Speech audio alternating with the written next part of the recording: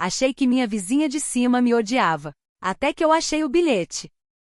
Eu me mudei para esse apartamento no meio da pandemia. Segundo andar, prédio antigo, 3 andares só, sem elevador. Era o único que cabia no meu orçamento, e sei lá, parecia aconchegante. Sabe aquele momento da vida em que você só quer paz? Nada de vizinho festeiro, nem criança gritando, nem cachorro latindo de madrugada. Era só isso que eu queria. Paz. Silêncio.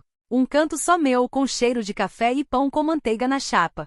E no começo parecia que eu tinha acertado. Até a minha vizinha de cima se mudar. Ela apareceu do nada. Um dia, o apartamento de cima estava vazio. No outro tinha caminhão de mudança, barulho de caixas, vozes abafadas, o som constante de móveis sendo arrastados. Ok, normal, pensei. Primeiros dias de mudança são caóticos mesmo. Mas os dias viraram semanas. E o barulho continuou. Era uma coisa meio inexplicável. Tipo, não era só passo. Era impacto. Como se ela tivesse perna de pau ou fosse uma jogadora profissional de cabo de guerra com o chão. E tinha o horário. Porque não era de manhã. Não era de tarde. Era tipo, 13h30 da manhã. Sempre. O ápice foi uma vez que eu estava quase dormindo e ouvi um barulho alto, como se ela tivesse deixado cair uma estante inteira. Do nada. E depois, silêncio total. Como se ela tivesse desaparecido com os escombros. Eu comecei a desenvolver uma teoria de conspiração sobre ela. Porque, veja bem, ela nunca aparecia. Nunca disse oi. Nunca cruzamos no corredor. Ela sempre saía com fones de ouvido gigantes, daqueles que parecem conchas de tartaruga. E andava rápido, como se estivesse fugindo da responsabilidade de dar bom dia. Eu comecei a desenvolver uma teoria de conspiração sobre ela. Ou seja, era óbvio que ela me odiava. Não que eu tivesse feito alguma coisa pra ela. Mas tem gente que odeia os outros por esporte, né? E eu comecei a entrar numa espiral. A cada novo barulho, eu criava uma nova versão da vilã que morava um andar acima de mim. Uma mulher fria, antissocial, barulhenta e que, claro, me desprezava. Um dia, ouvi algo rolando no chão dela. Eu não sei o que era, mas o som começou fraco e foi aumentando, fazendo curva, ecoando como se tivesse um boliche acontecendo diretamente no meu cérebro, e durou uns 30 segundos. Eu fiquei imóvel no sofá, olhando pro teto e pensando, o que será que era isso? E aí comecei a mudar meus hábitos. Por causa dela. Eu, que sempre fui de dançar sozinha em casa, cantar alto, usar salto mesmo em casa, comecei a andar de meias, o tempo todo. Desativei todos os sons do celular. Comecei a fechar armários com tanta delicadeza que parecia estar fazendo cirurgia em gaveta. Teve um dia que eu quase pedi desculpas por espirrar. E aí veio o desastre. Era uma terça-feira qualquer. Eu tinha tido um dia horrível no trabalho. Cheia de dor de cabeça, estresse, prazos estourando. Tudo que eu queria era um chá. Calmante. Tranquilo. Um momento de autocuidado. Fui até a cozinha, botei água para ferver, peguei uma caneca. Mas aí, a caneca escorregou da minha mão e caiu no chão com um estrondo que ecoou no prédio inteiro. A água se espalhou, os cacos se multiplicaram, e eu congelei. Não mexi um músculo por uns 10 segundos. Só fiquei ali, olhando pro chão, com o coração acelerado e o pensamento correndo solto. Acabou. Agora ela vai descer. Vai gritar. Vai me humilhar na frente do prédio todo. Vai chamar o síndico. Vai postar no grupo do condomínio. A do segundo andar quebrou um planeta e acordou todo mundo. Ponto. Limpei tudo correndo. Até passei pano com vinagre porque eu tinha lido que vinagre ajuda a tirar energia ruim. Eu tava na nóia. E aí fui dormir com o coração apertado. Tentei meditar, mas só pensava em desculpas formais. Prezada vizinha, peço perdão pelo incidente. Já estava até planejando escrever uma carta impressa. Mas no dia seguinte, aconteceu uma coisa.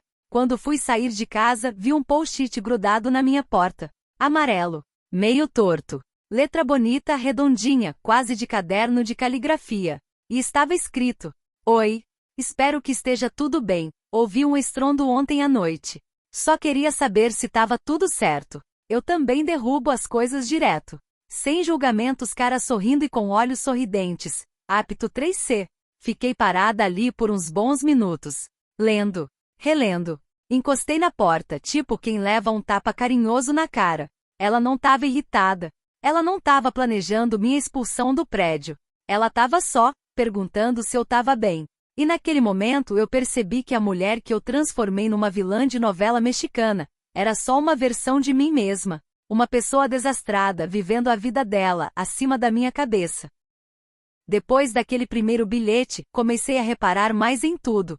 No som do andar de cima, por exemplo. Já não me incomodava. Na verdade, eu meio que esperava. Era como se cada estrondo fosse um "ei, tô viva aqui também". Às vezes, eu ouvia ela arrastar alguma coisa. Outras vezes, dava pra jurar que era o som de um filme, bem baixinho, passando pela madeira do chão. Teve um dia que eu ouvi uma risada abafada vindo de lá. E sem nem pensar, eu sorri também. Tipo um reflexo. A gente ainda não se conhecia pessoalmente. Mas, sabe quando você começa a sentir que conhece alguém só pelos sinais? Eu sabia que ela gostava de alguma série com trilha dramática que ela cozinhava tarde da noite, o cheiro passava pelo exaustor, e que ela tinha pelo menos uma cadeira de rodas velha ou algo do tipo, porque o som que ela fazia quando arrastava algo pelo corredor não era de móvel pesado, era de rodinha. E também percebi que ela deixava o lixo dela sempre arrumado no canto da lixeira comum.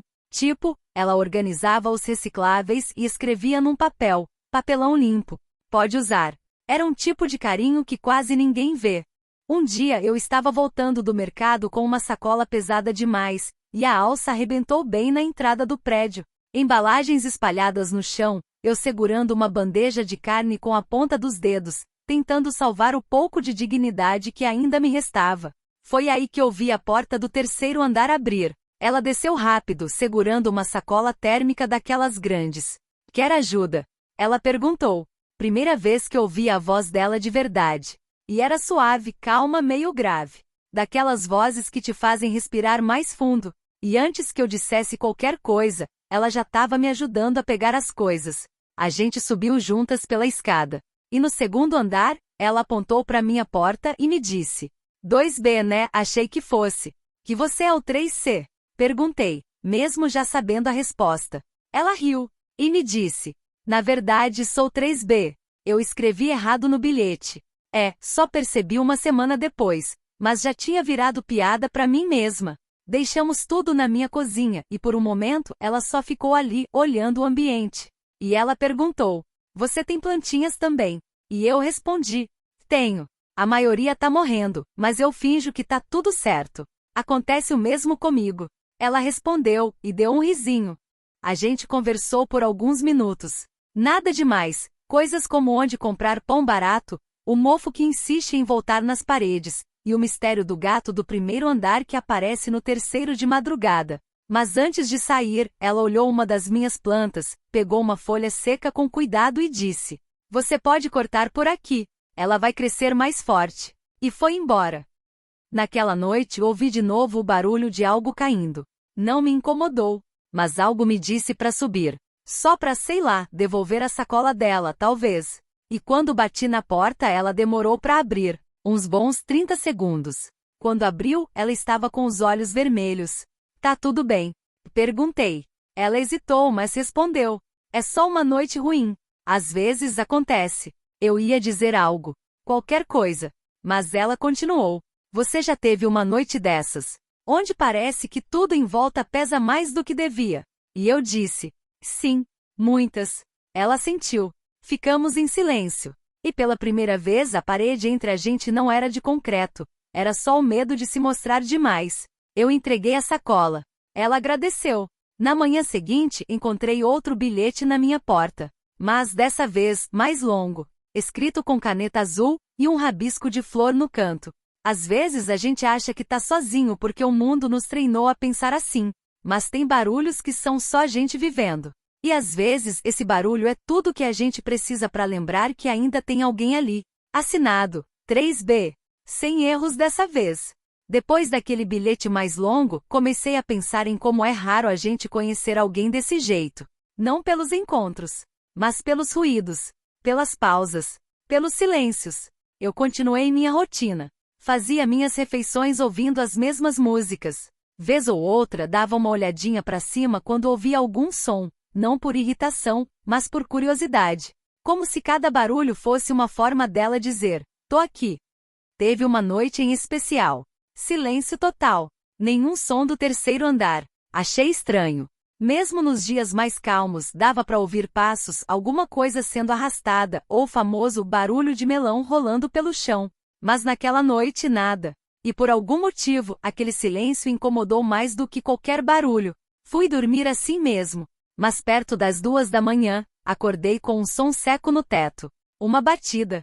Depois outra. Fiquei em silêncio. O som não era de queda, nem de algo rolando. Era ritmado. Fraco. Quase como uma batida com a mão. Levantei, fui até a cozinha. Olhei para cima, como se fosse possível ver além do teto. Aí ouvi mais 3 batidas. Não sei porquê, mas entendi. Era um pedido de ajuda. Corri escada acima, batendo na porta do 3B. Nada. Bati de novo mais forte e gritei, falando que era eu, e perguntando se estava tudo bem.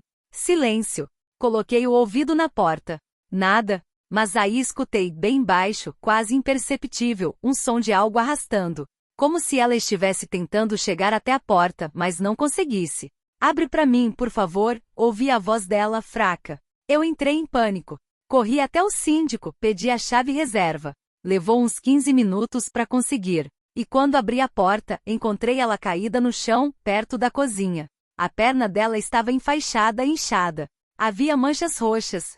Ela tentou sorrir. Acho que exagerei tentando mover a estante sozinha. Você devia ter chamado alguém. Eu achei que dava, e eu não queria incomodar. Ela hesitou, respirando com dificuldade. E, eu tô doente. Já faz uns meses.